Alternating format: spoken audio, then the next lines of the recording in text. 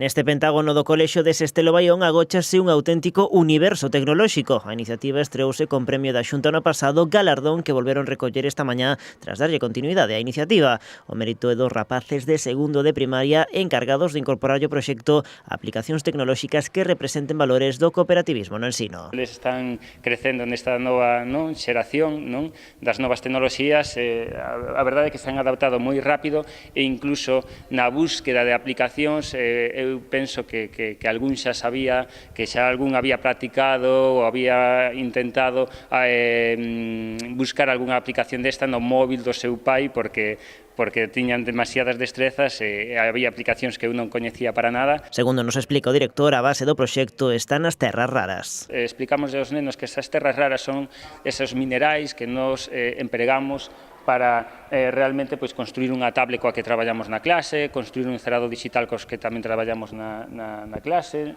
unha máquina para facer radiografías nun hospital. O pentágono dos rapaces de Sestelo Baión divídese en 5 escenarios distintos, dende a súa propia aula ata un centro de aeronáutica. Tivemos moitísimos problemas, por exemplo, para representar os drons, que foron algo que eles escolleron libremente.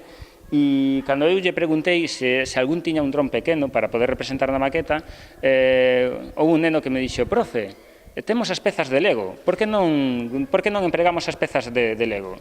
Eu non o vía claro, pero claro, pregunteille, bueno, a ver, aquí tes as pezas de Lego, intenta montar entón un dron e a ver o que sae dai, non?